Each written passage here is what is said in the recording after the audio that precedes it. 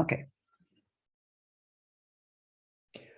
All right, let us start today's colloquium. I'm absolutely enchanted that Mark has made time to talk to us today. I, of course, would much rather have liked to have you here in person so that we actually could have a couple of chats and a couple of coffees. So Mark has done its PhD in planetary science at the University of Arizona and had a bit of a homecoming, and it's in returning now as a professor to the University of Arizona at the College of Science, and he returned as the director and department head of the Lunar and Planetary Laboratory. And this is actually both is a combination of big names of Mark's and of the Lunar and Planetary Laboratory in our field of research. So this is a double enchantment, to be honest. As some of you may know, Mark is actively involved in planning space-based direct imaging missions, which is of course of particular interest now here for the IWF, which is involved in all sorts of space missions, and examples say WFIRST and LUVA, of course. So we are again very happy to have you here as one of the LUVA representatives, Mark. And I also should say that since 2004, I don't know if you still are, but since 2004, you used to be consulting professor at Stanford University, where you used to teach as well. And I think I leave it at this because, as usual, your science speaks for itself, and it usually has huge rooms for enchantment of the audience. So please take it away.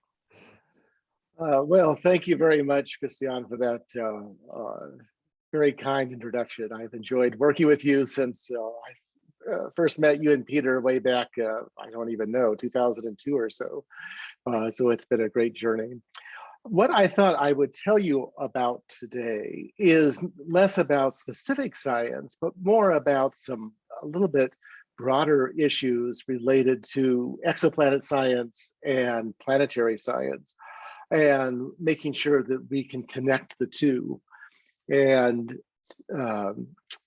sort of raise some of the reasons why they're perhaps not as well connected as they might be, and things that we might do to help that along. And I'm also going to draw a little bit on the results of the US Astro 2020 decadal survey. And so here in the United States, every 10 years, there's a big study of what should be the goals of the space missions for the next decade and what are the defining questions.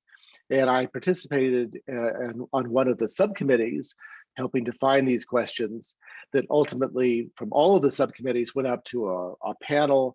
And it was that panel that suggested that indeed, as Christiane mentioned, that the next large mission, astrophysics mission, should be a direct imaging mission, some slightly smaller size of the LUVAR study. And to do this will take all international cooperation on all scales, from the science to the instrument building and so on. And so since that's going to be, I think, the defining theme for the decades to come, I wanted to talk a little bit about down at the bottom, the defining pieces of that, or a few of the defining pieces. And I will be careful to keep the time too. So I've got my clock here, and let's see. Okay, so today's message, as I said, is there's a divide between exoplanets and planetary science, and I want to talk about that. And then I'm going to segue into the Astro 2020, which also, as an important theme, was to improve this connection. And I think that to get the best out of these future missions, we really need to nurture this connection. So my own personal context is I've been working on exoplanet science really since 1996 or so, after the first discovery of exoplanets, and started thinking about their spectra.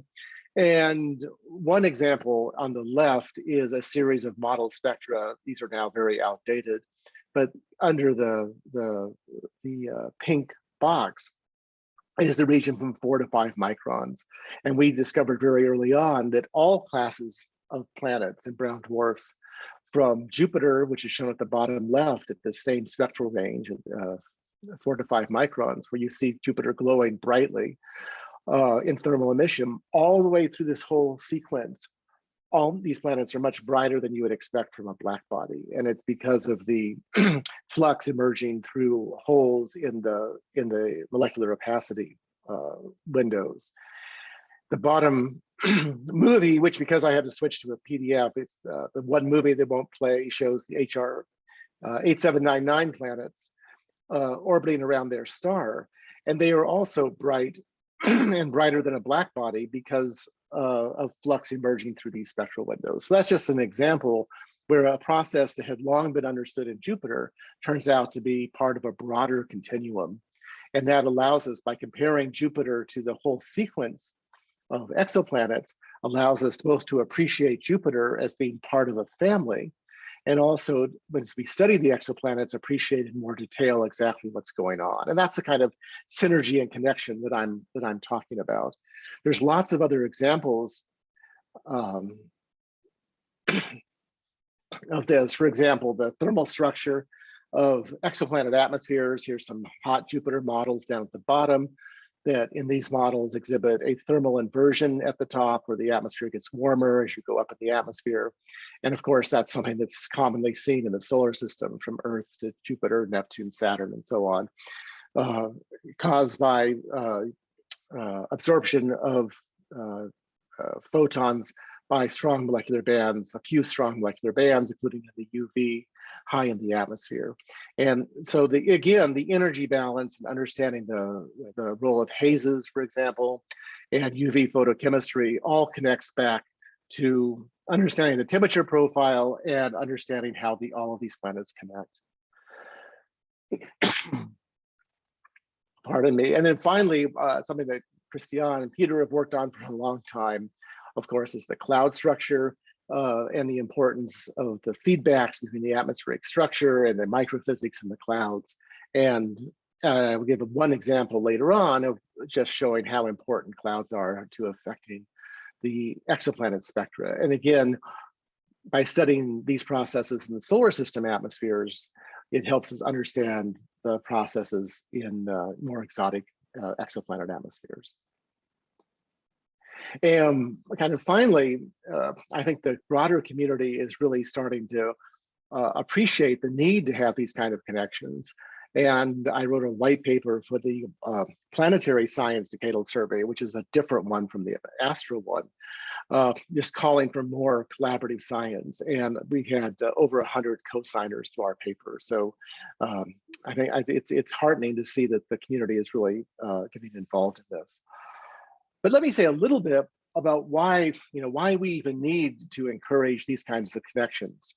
And the reason I think is historical, in that the radio velocity planet discoveries, going all the way back to Meyer and Kalos, had roots in astronomy and astrophysics. These were ultimately the techniques that had been developed to study stellar binaries with more and more precision over time, which ultimately permitted the discovery of planets.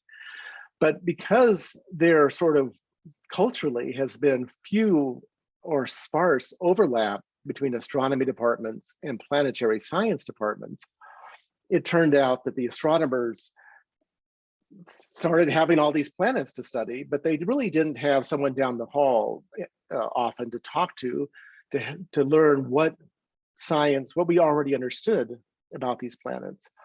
Meanwhile, the planet folks were not used to thinking of things in astronomical contexts, and what is this M sin I, or what are these these transit spectra, and so people didn't see the connections. And so from both sides, things were a little slow to get started. Meanwhile, I think graduate students excited by, wow, this is a whole new field of study, flocked to the discovery departments, which were again astronomy departments. And so the outcome of this is the astronomers began to sort of slowly reinvent planetary science from the ground up, oftentimes going down blind alleys and making mistakes that the planetary community had made decades ago and then had figured out the right answer. And things would have progressed, I think, a bit more smoothly if there had been more communication all along. And so the bottom line is that what really should be today a single field of study of planetary science, let's study planets, is still often divided into different communities that although they are talking more now than they have, still, I think we need to nurture more communication. In the United States, this isn't relevant for Europe, but in the United States, NASA, even for a while, put exoplanets and planetary science in different divisions, and you couldn't apply for money to study both at the same time. And exoplanets was, quote, out of scope for the planetary science. So if you were a planetary scientist, you couldn't apply to your usual funding streams to study exoplanets, which just made things worse. There's also some kind of cultural differences with exoplanets. We tend to study global, large-scale processes, whereas planetary, we focus more on detailed processes of individual planets because the data is so good to permit that. The quality and scope of the data sets are different. Exoplanets often relies on trends of looking at 1,000 planets to understand, for example, here in the figure, the mass radius, mass semi-major axis plot, understand the distribution of planets, whereas in planetary, we tend to look at individual planets. And one of my colleagues once told me, oh, exoplanets, that's the Wild West, just because it has a little bit different publications, people maybe a little bit more competitive and a little bit different perspective. And so all of these things contributed to a divide that really, we need to be cognizant of and work to overcome.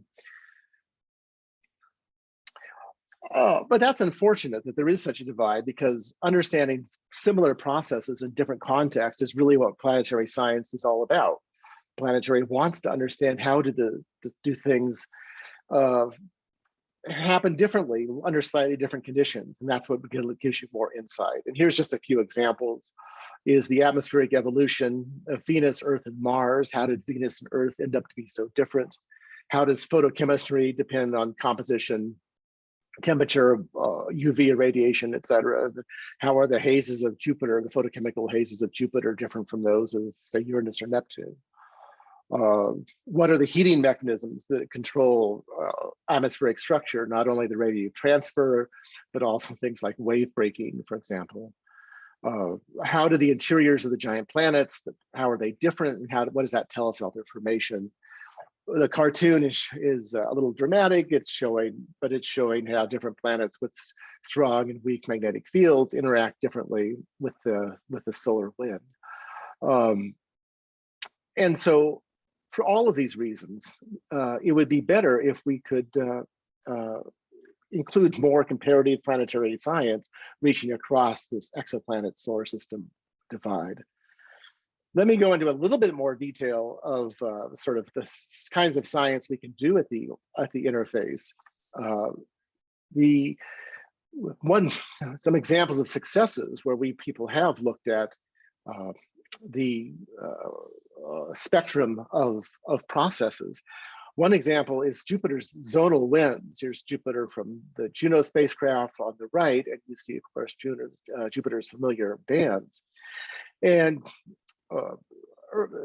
early work on the atmospheric dynamics from like Adam Schoeman, who was at LPL and sadly passed away way too young, but Tristan Guillot and others show that really there's a sequence of irradiation, and the bottom panel in the middle, for highly irradiated planets, you tend to have a eastward jet that carries the energy from the substellar point that's deposited right underneath the star.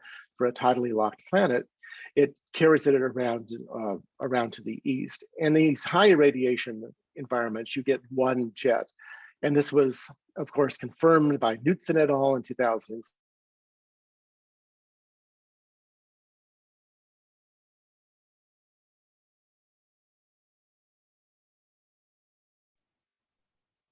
Wait, do we have an unwanted break here? If you imagine, I there think it is. someone needs to mute, I think. If you turn down the irradiation, you end up with multiple individual jets, as in the lower right-hand panel, and alternating eastward and westward jets. And so this kind of example shows you that Jupiter is really part of a sequence of atmospheres that starts with highly irradiated, and as you turn down the incident flux, you get something that looks more like Jupiter. And I think that's really another interesting insight.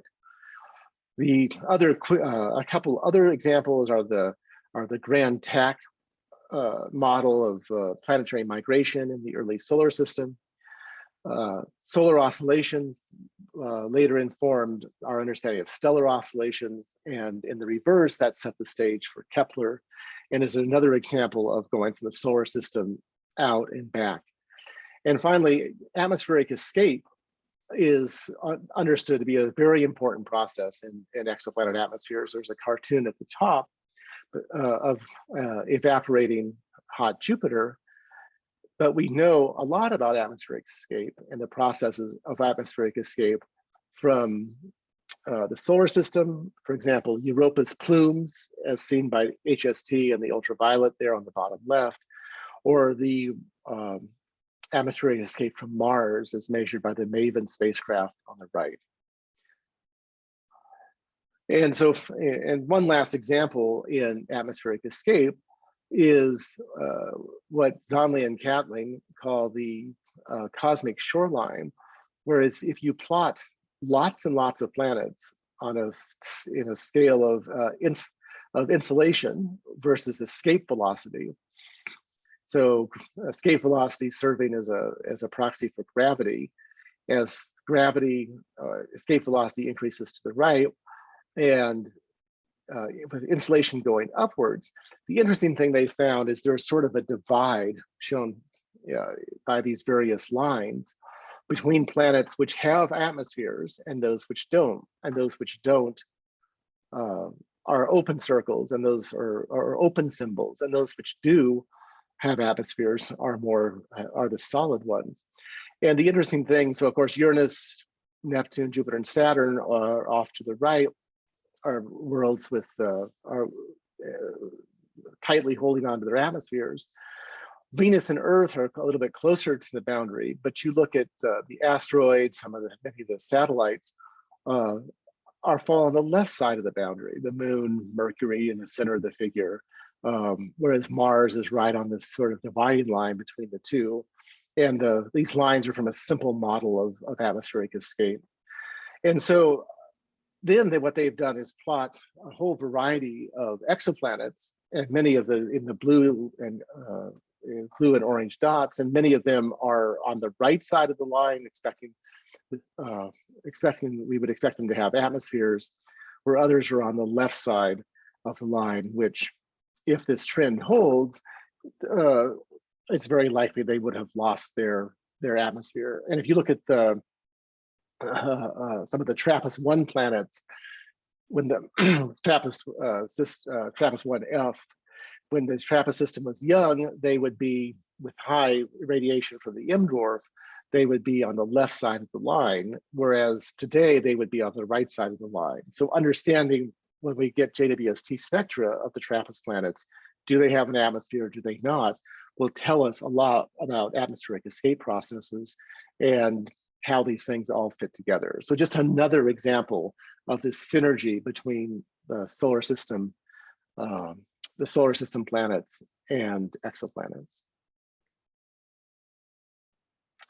Finally, not finally, but one other example, as Christian mentioned, is I've spent a lot of time working on the Roman direct imaging, in the future LIVAR direct imaging, and direct imaging with the extremely large telescopes. And one thing these assets will do is allow us to detect and characterize cool giant planets with direct imaging. And it may even be possible with JBST to get down to planets as cool as 200 Kelvin or so, and Jupiter is about 125, 130 Kelvin. And so since we're on the cusp of directly observing these planets, it's helpful to understand what are the influences on the spectra of these planets. And again, for context, here's some solar system atmospheres with the giants here on the left. And so we'll be seeing in the future is exoplanets sort of in the same temperature range. But what really matters is what chemical transitions are present in these atmospheres. And here's again another temperature pressure profile looking vertically through an atmosphere with Jupiter now on the left.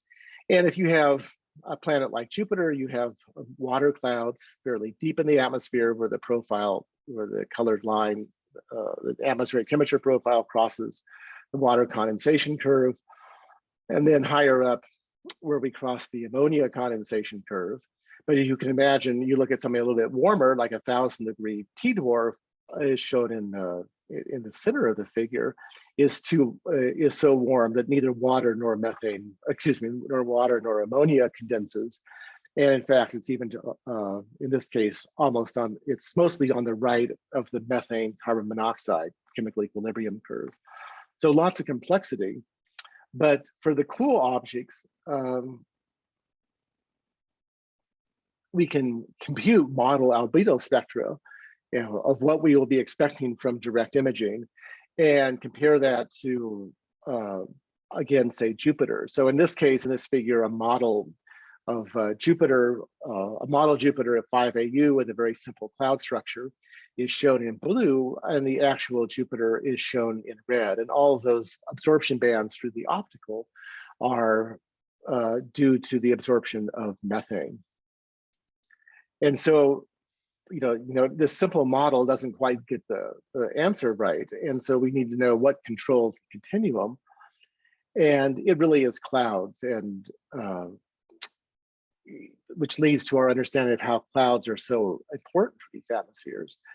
And if you have a cloudless atmosphere, a cloudless giant planet atmosphere, blue light tends to be scattered by Rayleigh scattering fairly efficiently, while red light propagates deeper into the atmosphere where it's more likely to be absorbed by methane or water or the other deep absorbers deep in the atmosphere.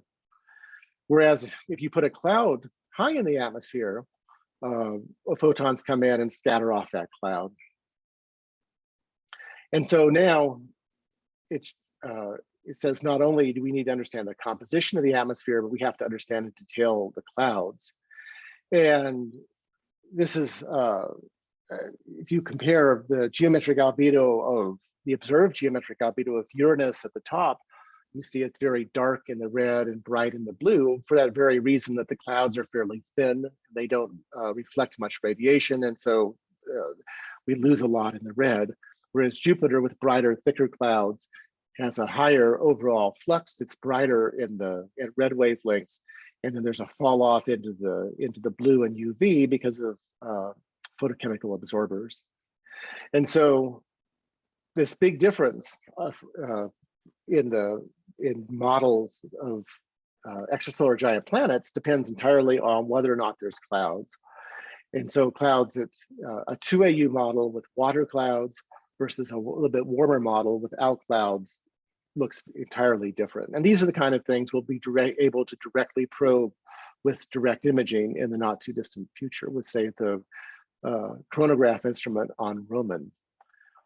And this is from a cartoon from Katharina Lotters illustrating this. There's really a whole sequence of clouds, from these ammonia clouds at the top to refractory clouds at depth, the details of which we really don't know. And models, more sophisticated models like Christian and Peter have worked on over time,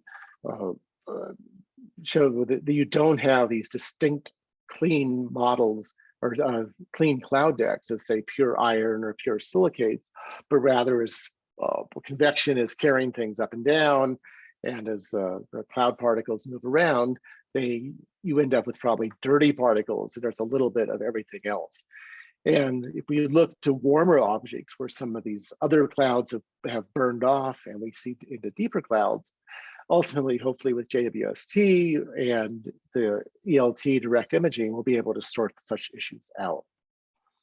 And so the bottom line from all of that is that while Jupiter informs our understanding of what giant planets look like, not all Jupiters are going to be Jupiters.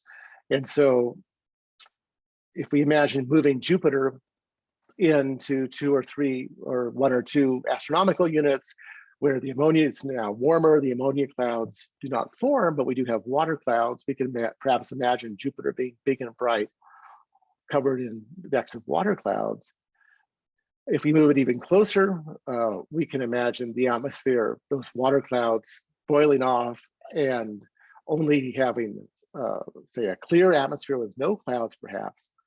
But then we remember that there's photochemistry, and if we turn on photochemistry, there'll be a whole host of reactions that people are beginning to study now that show these atmospheres will be very different and perhaps look like Los Angeles of the 1970s or early 1980s, when it was so heavily polluted you couldn't even see 100 yards, all from photochemical products of emissions from automobiles.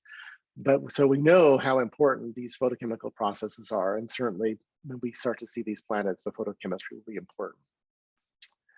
So that's just a bit of an aside where I just wanted to drill a little bit more deeply into one process that shows you how much complexity we're going to be seeing when we start doing direct imaging. And these planets shown here are the most favorable planets, most favorable giant planets to observe with direct imaging. We've plotted masses and their estimated effective temperatures. And the vertical color bands are the type of clouds we would expect for these planets. And you can see that there are plenty of planets that will probe just the kind of range of cases that I've just been talking about. And so it'll give us a real chance to put, again, like we did with the dynamics, to put Jupiter into its family of context of cloud heights and cloud properties as a function of planet properties. And I'm going to skip, this is a little bit more detailed. But it's the bottom line is that depending on the wavelength that we look at, whether you're looking at an atmosphere inside an absorption band here on the right, on the left, these are 3 versions of Jupiter taken by the Cassini spacecraft as it flew by. And on the left is Jupiter at a blue wavelength where we see photons come in and scatter off the clouds. We can see the clouds and the red spot look familiar. On the right-hand side is if we observe in a strong methane band where incoming photons are absorbed before they have a chance to scatter off the clouds. Jupiter looks very different. And so one thing we'll be doing with Roman, the CGI, is looking at exoplanets in strong methane absorption bands. We won't be looking at 889, but at another band at 720 nanometers, where methane is a strong absorber. And so the exoplanets will tend to look like the integrated light from the right-hand case, whereas outside of that band, we'll be seen down to the cloud decks like Jupiter here on the left. And a future mission, which can do coronagraphy and look at exoplanets at UV wavelengths, Jupiter again looks completely different. So the message is just as one example of a process which we can study right here in front of us in detail in the solar system is the importance of clouds and how they impact the brightness and spectra of planets. And certainly that's important not only for the giant planets, but also for terrestrial planets as well. And so I really think that since this is going to be happening before we get the images of terrestrial planets, it's really important to understand these kind of processes in giant planet atmospheres. And this is, as I said, something that Christian's group has been doing for a long time. I like this figure from Juno, this image from Juno in the middle, showing a number of vortices in Jupiter's atmosphere. And there's one vortice here in the middle where it's, for whatever reason, is very cloud-free. And so it kind of shows you what Jupiter would look like if you whisked away the clouds, is it's really black. And the reason it's black is it in this vortex, photons are coming down and they're not scattering back out. And so they just keep going down. And we certainly, compared to the nearby bright clouds, it's a very dark region of the atmosphere. And so this is just a really, I think, great example of how important and how crucial these processes are going to be to understand exoplanet atmospheres.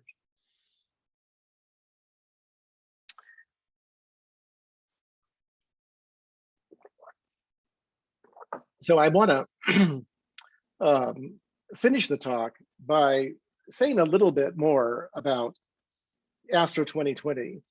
And as I said, this was a major 2-year effort to define future directions for US science.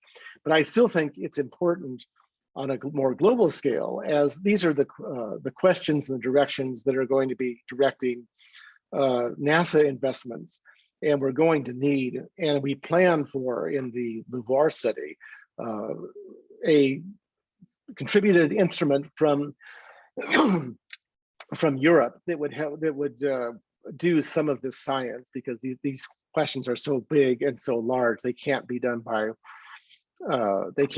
any one nation. So just like with JWST was a global effort, the next Great Space Telescope will also be so. And so I just wanted to identify the questions that from our study that we identify as important, not because these are the right answers, but it just gives you a taste of the kinds of things that we think are worthy of investment and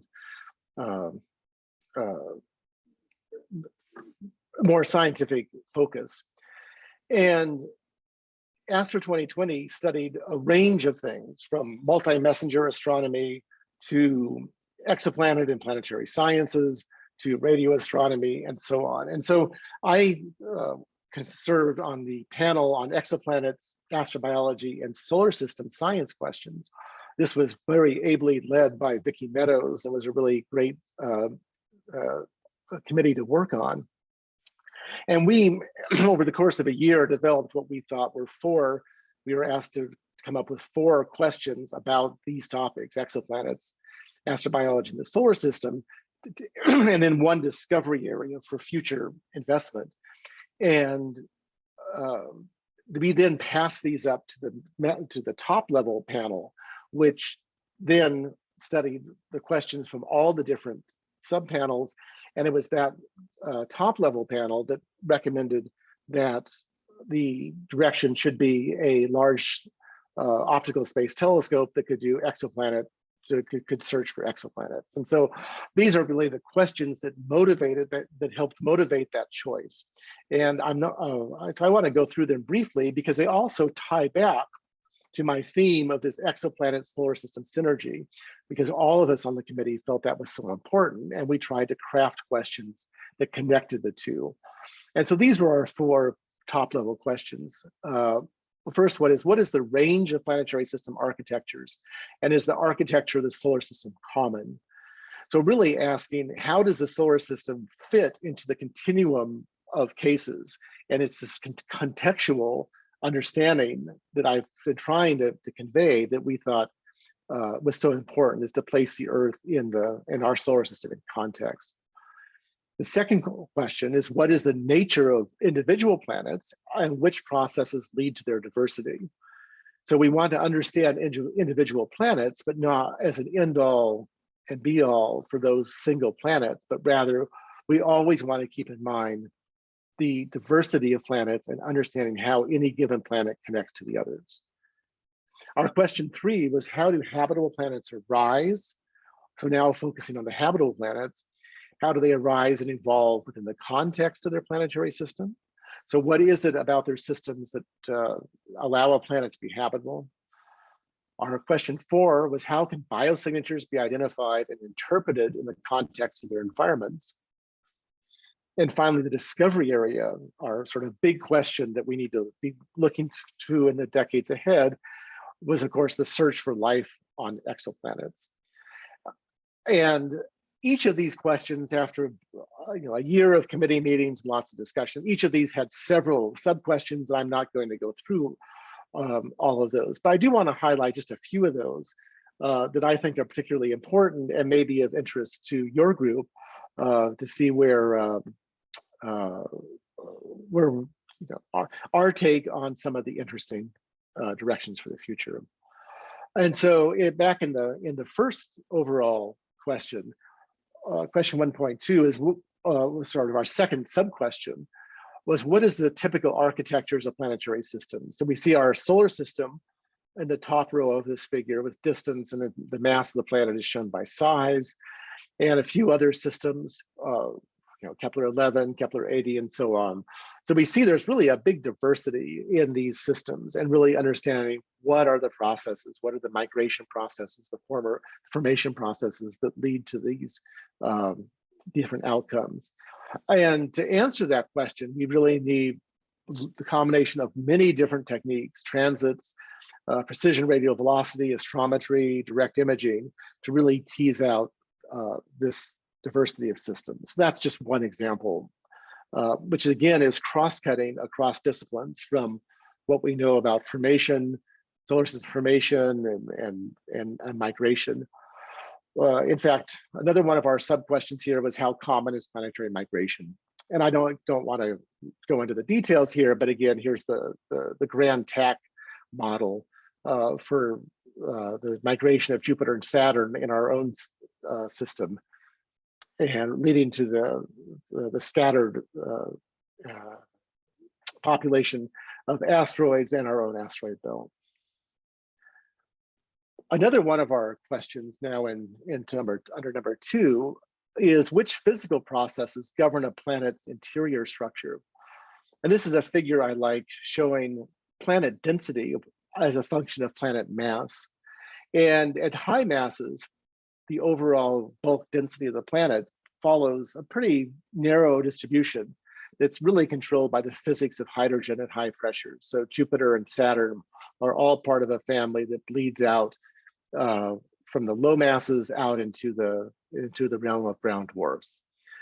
At very low masses, we have silicate planets like Jupiter, like Earth or Venus, where again, we understand the bulk interior processes as the processes of iron and silicates under compression. But there's this really interesting range around 10 Earth masses where there's all kinds of bulk density. There's a huge diversity in bulk density. And this is the realm of the Neptunes and the sub-Neptunes. And we really don't understand what is causing this diversity. And so this is an example of understanding how are these planets different? What are the processes that are controlling them? And what are the processes that are affecting the planet interior structure? Question 2.2 was looking at how did the interior structure then relate back to the atmosphere? Are there surface atmosphere interactions? And what does the composition of the planet's atmosphere tell us about the interior?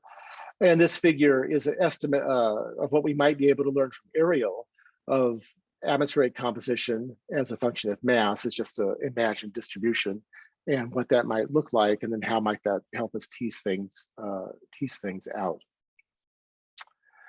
Laboratory work, of course, is certainly important, and understanding, again, circling back to the role of clouds as one of the fundamental processes that determine the complexity of planetary hemispheres, along with, as I've said, photochemistry and so on. So just recognizing those questions. And our fourth sub-question in this one was, how does a planet's interaction with its host star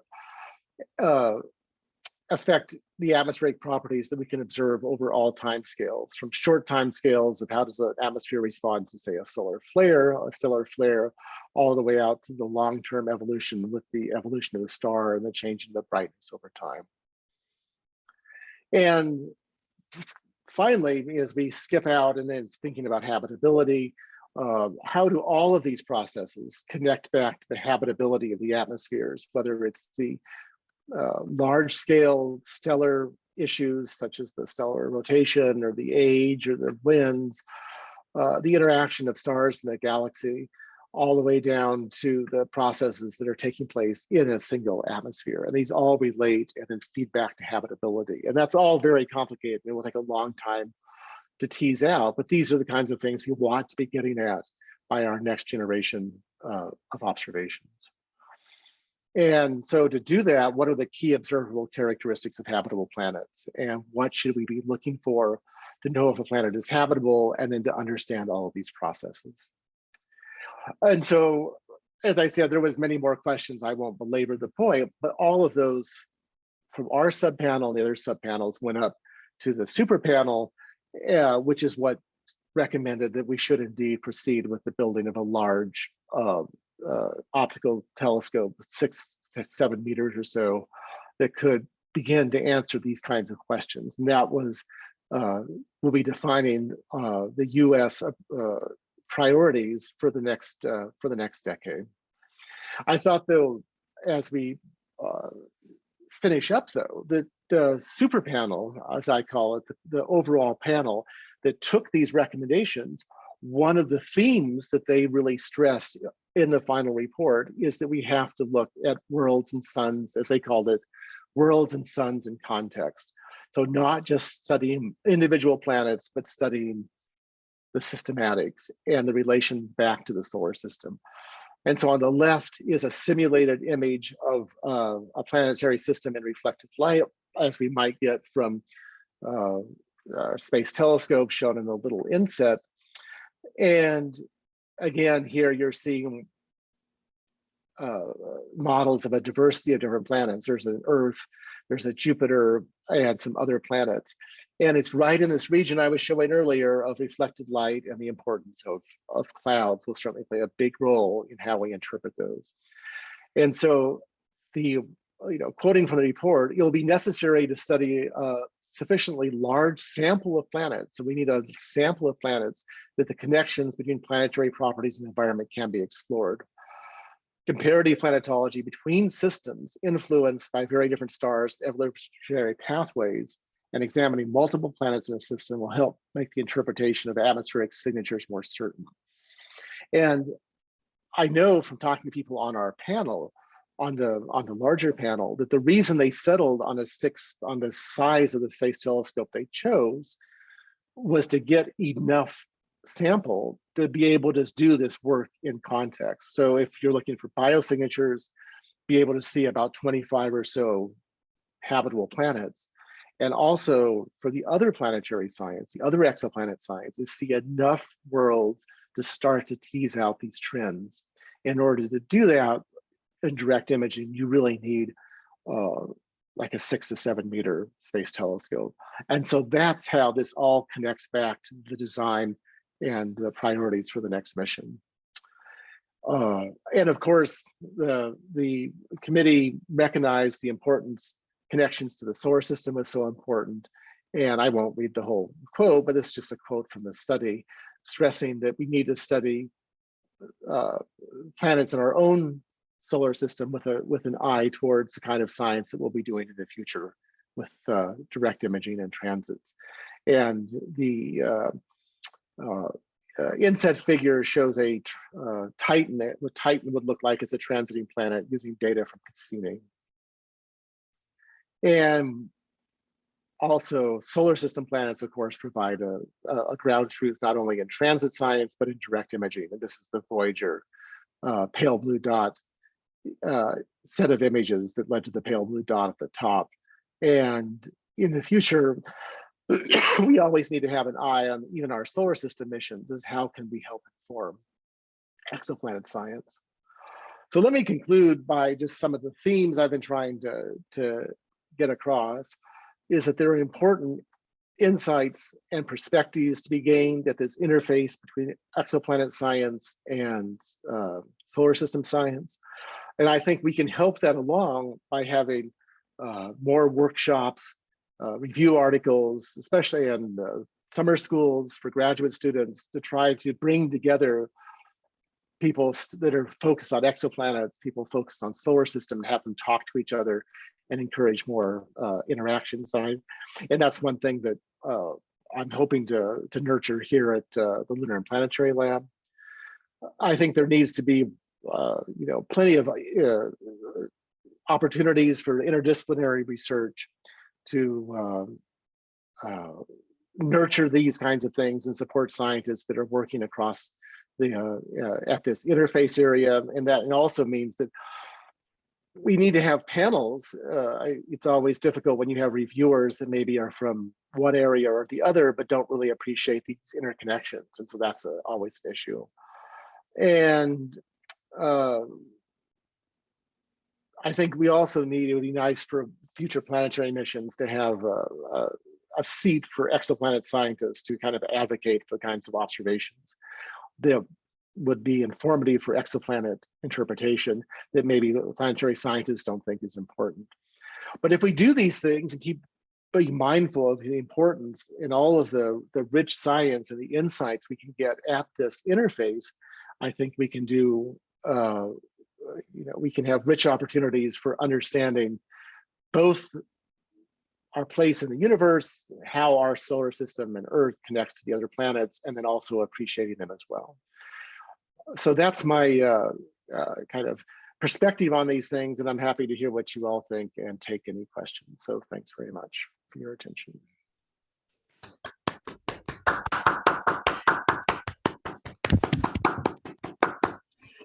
Thank you, Mark, for talking us to the, for taking us at the fine line between planetary and exoplanetary research and making us aware that we certainly need to intensify our communications. And I think we should take this to heart here at the IWF for sure. We have, oh, you're so good in time, wonderful. We have a bit of time for questions now. Before we can scoot off for a cup of beautiful cappuccino, should someone have it in reach, and start out with the next set of questions. So, and I do take the power of the, whatever I am right now, to ask the students first for questions, because I see already keen senior scientists having the mind full of questions.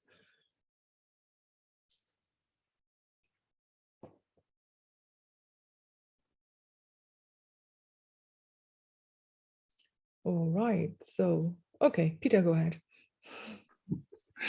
Okay, yeah, thank you, Mark, for this very thoughtful arrangement of many things. I wanted to ask a question about the possible characterization of the cloud particles, whether this you would see maybe any possibility in the future or maybe even now that we could actually learn something about the chemical composition of these clouds, because if you could, then I think you are very close already to some kind of characterization of the atmosphere, because we know that certain clouds, especially when you think of rocky planets, they would only form in certain types of atmospheres. So one could actually make some conclusions about the surface, etc.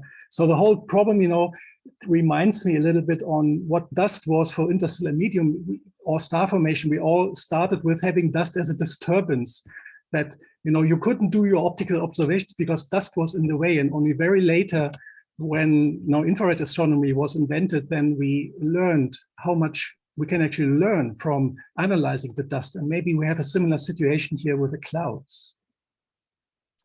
I think that's certainly true. And in transit science, everybody was very frustrated early on when they were getting the flat transit spectra. It's like, oh my gosh, what these pesky clouds are limiting the depth we can see in the atmosphere, and so we're not seeing the molecular signatures. And so I think that's a good way of thinking about it.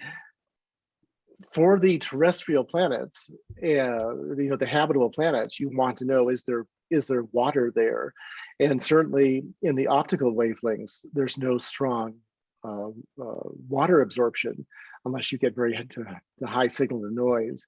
And so, but the clouds, if you have water clouds, it sets, like I showed in those figures, it sets a bottom to the atmosphere and brightens up the continuum. And so whether or not you have clouds may be in fact fairly easy to see, in which case, if from other characteristics like the equilibrium temperature, is this a range where we can expect water clouds, that may well be a sign that yes, these are water clouds, but it will take some interpretation early on. I don't think we're going to be able to say, oh, these are, the composition is water early on. I think that's a much harder thing. That's a much harder measurement to make. People often point to, for example, polarization observations of Venus, but those observations where they were very distinctive for composition and particle size were all at phase angles that we would not be able to reach with direct imaging. It's more of crescent phases. So it's certainly worth figuring out is how could you know when you see a bright planet is, oh, that's water clouds, or making sure you're not seeing another Venus, for example, that's also bright, but it's not, it's not water cloud.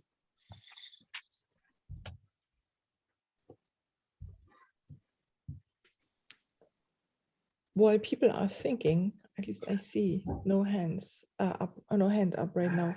Yeah, I found your definition of sufficiently large sample of planets really intriguing. So it's basically how big of a mirror it can afford. This determines then. Okay, so can you give us a guess how many planets these are, and are these planets just focused on one kind of planets instead of the whole ensemble, whatever that now may be?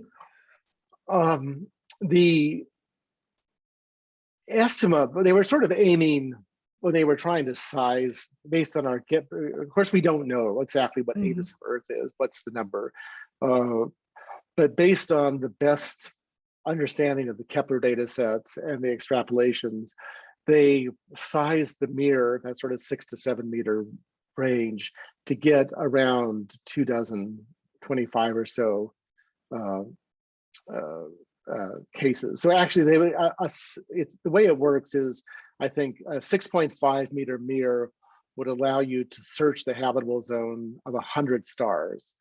And if ADAS of Earth is 0.25, then 0.25 times 100 gives you 25 actual planets that you could then go look for life on. And that was deemed to be a big enough sample.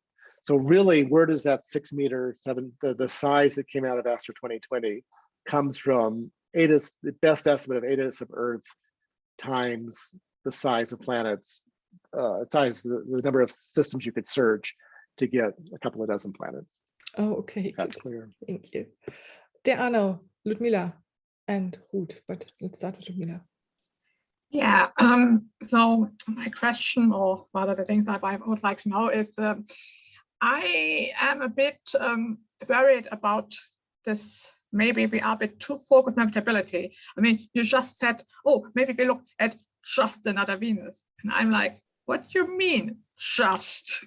Like, what gives? I mean, no, having another Venus would be amazing, because even the solar system, it seems to be pretty hard actually to make habitable planets. We know this. We have the sample of rocket planets nearby, and it seems to be not so easy to make them.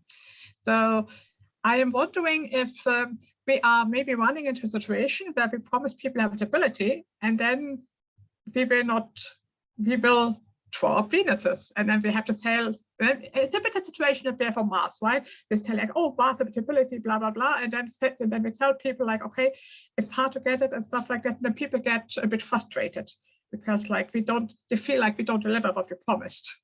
Do you feel similarly? Well, yeah, first of all, I completely agree with you that we need to see the diversity of planets. And in some sense, I think we're going to see a lot more Venuses than we are going to see Earths. And I sometimes use the example of parking spaces, is that in a crowded parking lot, it's very hard to get your car into a narrow parking space, but it's very easy to get out. And so it may be very easy, maybe very hard to create a habitable planet, but yet there may be lots of ways you could get out and lose habitability. So the Venuses are very important. I think the goal of looking for life is what intrigues people and what sells it. And exactly how you phrase that and you present that to the policymakers is something that does need a lot of careful thought, so we're not over-promising. So I'm totally on board with you with that. Okay, good, thank you. I don't know the question for Wood, but maybe I can give a comment to this also. Yeah, first, thank you for the talk. I think I agree with all what you said, so very good summary.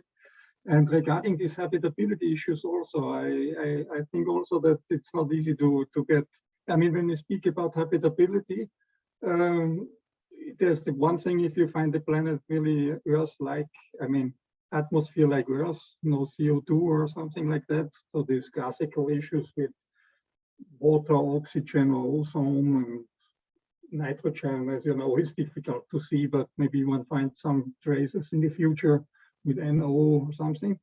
That would be a much clearer sign, of course. But I also expect that there will be many CO2 or CO type dominated bodies. Probably that tells us then something about the geodynamics. As we know, maybe failed geodynamics or different plate tectonic and so on. But on the other hand, of course, there could be, and that gets maybe a link to clouds or to other trace gases. We don't know. Maybe there are some simple life forms. I mean, there's maybe not life forms like we have on Earth, but probably something else which could be detected in such atmospheres.